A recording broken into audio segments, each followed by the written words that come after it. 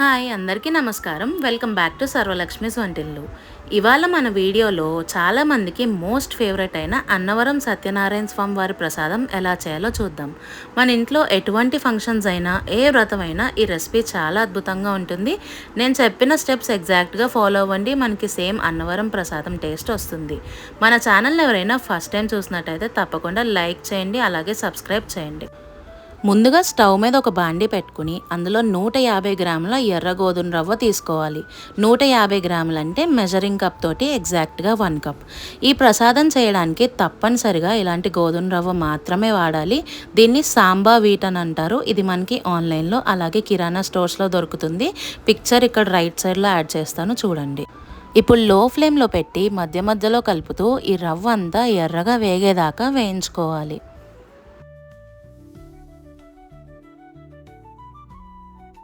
ఇలా ఎర్రగా వేగిన నూకని పక్కన తీసుకుని పెట్టుకోవాలి.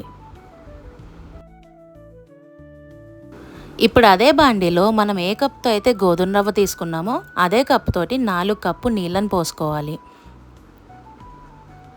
ఇప్పుడు నీళ్ళని బాగా తెరల కాగనివ్వాలి. నీళ్ళలాగా తెరల కాగుతుంటే మనం వేయించి పెట్టుకున్న గోధుమ రవ్వని ఇందులో కలుపుతూ మెల్లగా వేసుకోవాలి.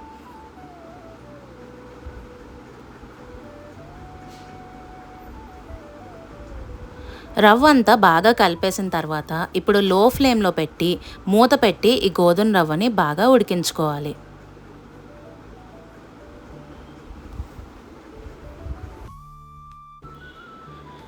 రవ్వ ఇలాగా 90% ఉడికిపోయిన తర్వాత ఇప్పుడు ఇందులోకి 1 కప్పు పంచదార వేసుకోవాలి.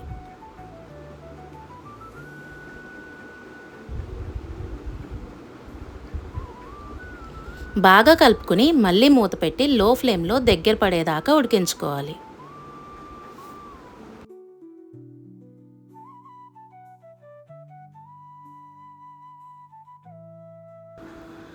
పంచదారలో ఉడికిన రవ్వ మనకి ఈ విధంగా కలర్ మారుతుంది. ఇప్పుడు ఇందులో 1 కప్పు బెల్లం తరుగు వేసుకోవాలి. మనకి 1:1:1 రేషియో అండి. అంటే 1 కప్పు గోధుమ రవ్వకి 1 కప్పు పంచదార అలాగే 1 కప్పు బెల్లం. ఇప్పుడు ఈ బెల్లం తరుగు అంతా కూడా కరిగి మనకి ఉడుకుతుంది.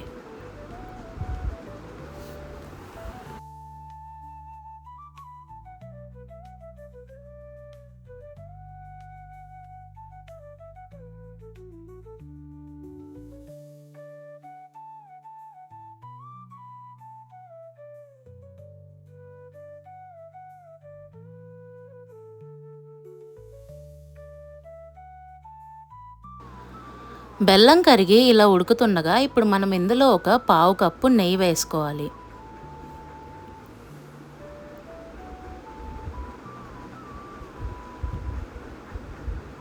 ఇప్పుడు ఏమాత్రం కలపకుండా మళ్ళీ మూత పెట్టేసి లో ఫ్లేమ్లో ఒక 5 మినిట్స్ పాటు ఉడకనివ్వాలి. 5 మినిట్స్ తర్వాత మూత తీసి ఒకసారి బాగా కలుపుకోవాలి. మనం వేసిన నెయ్యి, పంచదార అలాగే బెల్లం వల్ల బాగా క్యారమలైజ్ అయ్యి ప్రసాదానికి మంచి రంగు వస్తుంది.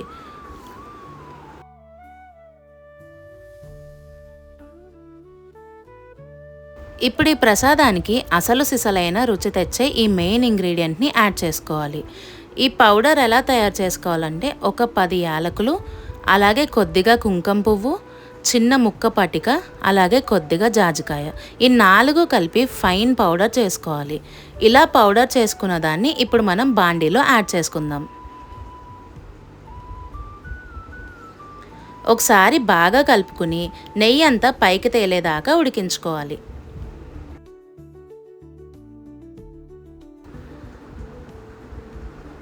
ఈ విధంగా దగ్గర పడితే సరిపోతుంది. చల్లారే కొద్దీ మనకి ఇంకొంచెం దగ్గర పడుతుంది కాబట్టి ఇలా వచ్చిన తర్వాత స్టవ్ ఆఫ్ చేసుకోవడమే.